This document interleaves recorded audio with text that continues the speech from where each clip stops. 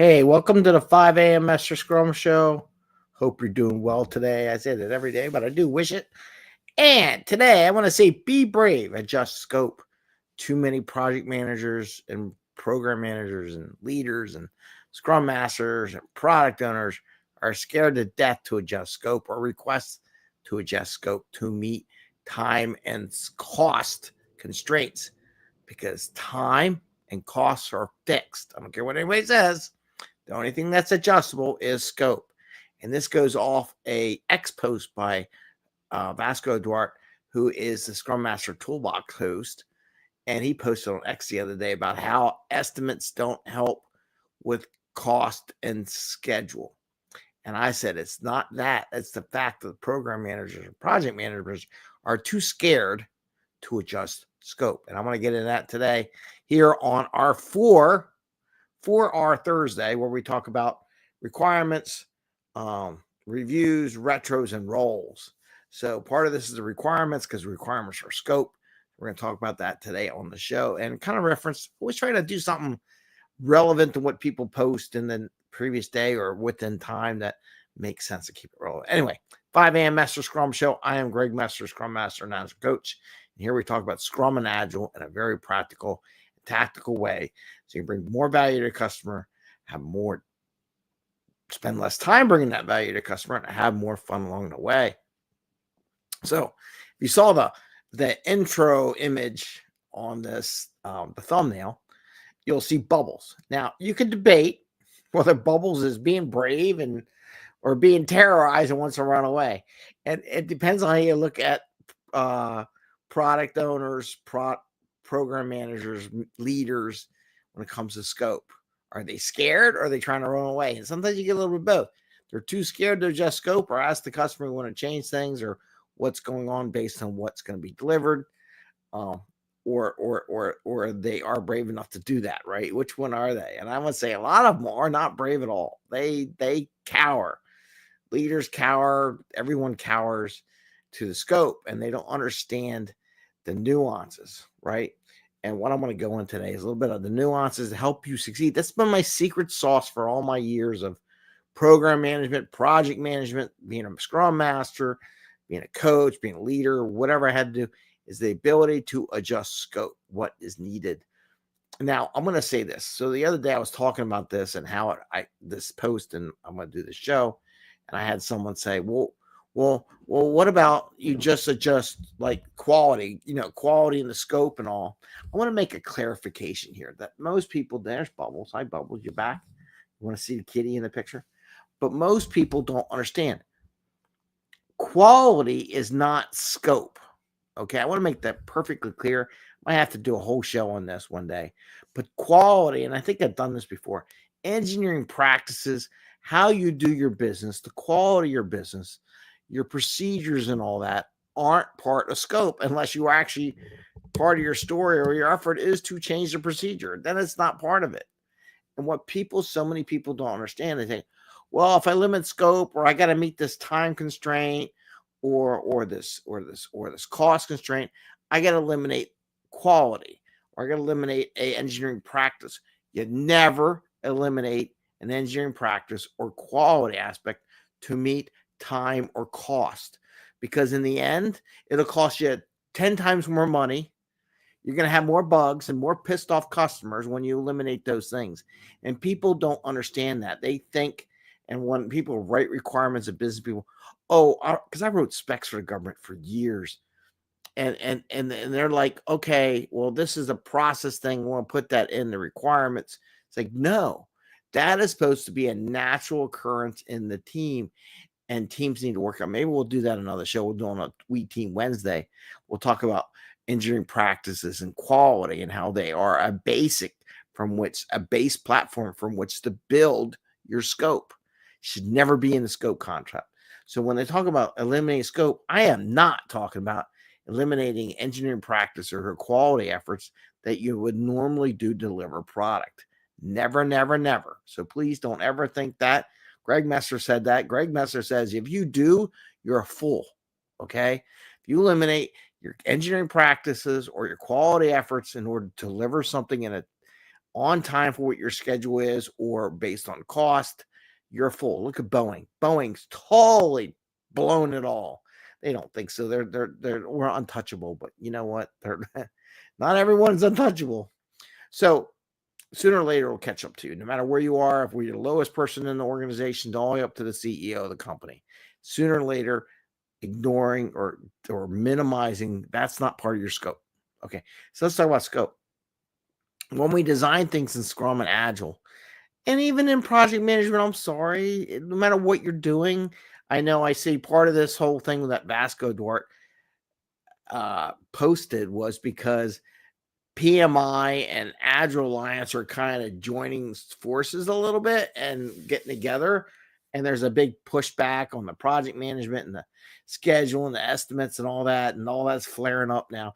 It's starting a whole kind of chat up there. If you're not following X and all the things, you're missing out. It's kind of interesting conversations going on. But his point was doing better estimates, which some people think that's what project managers do. They do estimates. That's part of the job, but it's not really all the job. So they're under expression like, oh, estimates are better. Why? I like estimates, but I use them with reality. I'm not unrealistic on my estimates because I know what they do. I'm not naive, right? Oh, this is my estimate. Yeah, okay. What does that mean? Gives you an idea where you can go from there if you set. Now, here's why I say time is fixed. Let's say you're delivering something, software or new product, or you get your store ready in your business, your mom and pop shop. Now, holidays are coming. Let's say I'm going to use Christmas as an example, okay? Not to offend anybody, I'm going to use Christmas because everyone's adopted Christmas to give away presents. Depending where you're in the world, it'll be different holidays. You exchange presents, whatever, or you get your shop ready for that.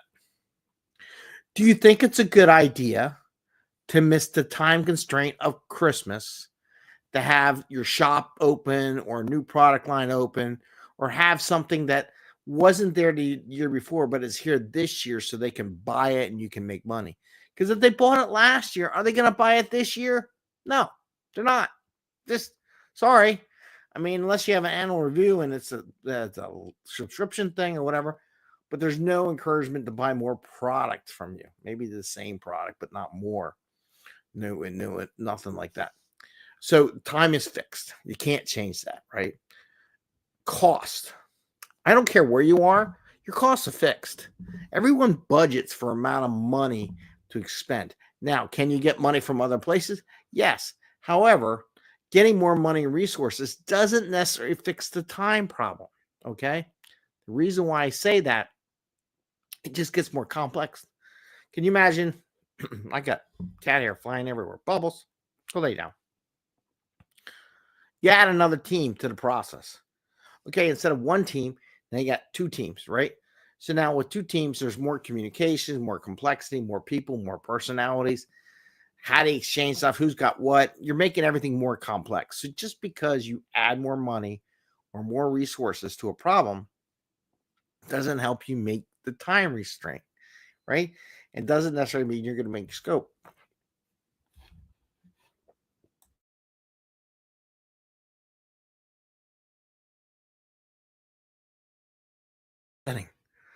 I'm sorry about that. I had to take a break. Bubbles over here just shedding up like crazy. Would you lay down? I just sucked in a cat hair. Man, what's up with the cat? Anyway, it's winter, it's cold.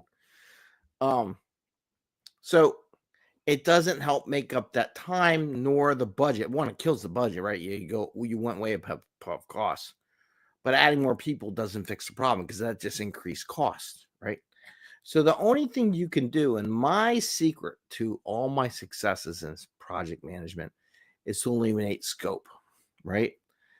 If I see stuff, like I try to shape the requirements and what we're doing and the scope of the activities to what can be delivered in that time period. Now, as people build things or you like, hey, it would be nice if we put all these 10 things on a store shelf, or we built these 10 things on our website. Odds are you're not going to get all 10 things. Now, they might say we want all 10 things, but you got to think of what can we sell what can we give to the customer as a whole? If we want to do a new capability, do we do 10 new capabilities? I don't know what she's just driving me nuts. There goes the tail. What do you do, right? Now, what I would negotiate with is that some things we wouldn't do, right? I would say, well, we'll get these 2 products on there, but this 3rd product is not going to make it, right? Or something. But at least it gives something to sell. I'd rather have something to sell to meet a deadline than nothing, right? I'd rather have, like, say it's Christmas, and I would rather have 3 things. I'd rather make sure I got 2 things I can sell that are new to the client than no things, right? So you can stick with the scope, not make your date, not have anything to sell, and no revenue to prove from it. I can deliver 2 things and get revenue based on those 2 things. So you really got to think about adjusting scope. And part of this is coming to me because I am doing that right now. I got blockers in my brain trying to deliver, make some website stuff. I got to do. I got a lot of things I want to offer to everyone and share with my clients, but I can't do it all, right? So I had to start stripping out, and I found ways to hide it, do some feature toggling. What can I do now, and what can I get out there to offer people? And part of that process, why this drummed in my head, just reminded me, is like, my skill was focusing on what can be delivered and getting it to the customer versus giving everything. Like when I did tags back in the day, they wanted this, that, and the other thing. Temperatures, shock, transmission, satellite, all this stuff. Like, look, how about we just read what's going on, give us some temperature, location, maybe we could do humidity because those are cheap. Just transmit it through the battery, and some people were trying to do it every 30 seconds. And I talked to the captain, and he's like, no. I said, how about if I give it to you once a day?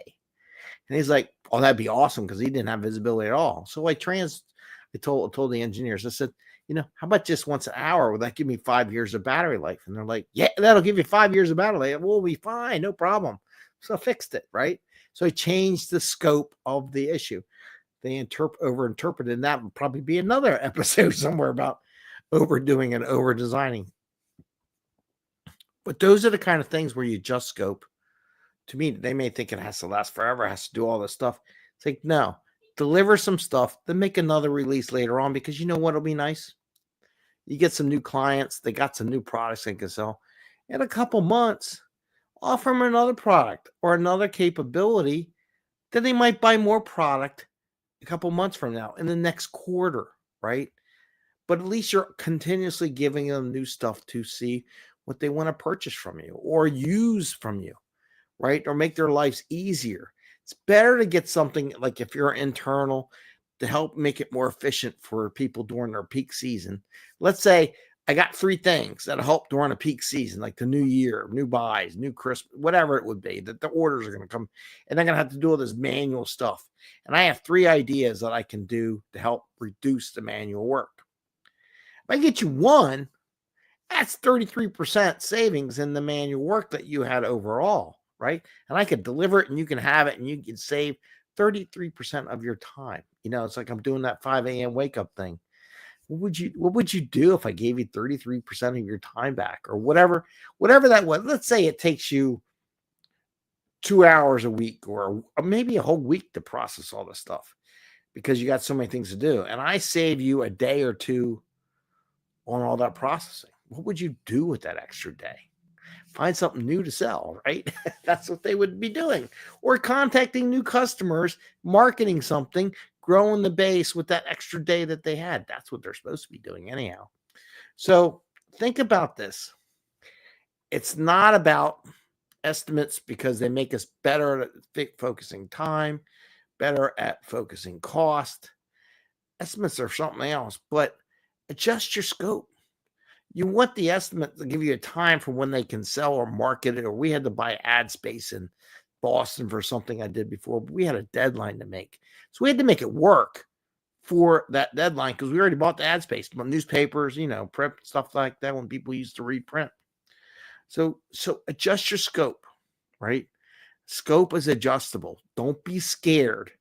Go and talk to your stakeholders, whatever, adjust your scope. You're not going to adjust time. You're not going to adjust cost, but you can adjust scope, and you can always deliver more. They make more revenue in. They can hire you on the next release to do more of the scope, right? That's how it works. You bring revenue and you spend revenue to make more revenue on a continued process. So with that, I'm going to wish you a happy scrumming, a great day. Stay warm. It was 21 degrees this morning at 5 a.m. in the morning. It's cold. I think Jerry went back underneath the covers. And I want to wish you the best. Bubble says, hey, she's finally relaxed. Cat fur everywhere. But have a great day. Happy scrumming. See you soon. Remember, be brave. Adjust your scope. Don't back down so quickly. That's the best advice I can give you. For good leaders, they don't back down right away. Take care, everyone.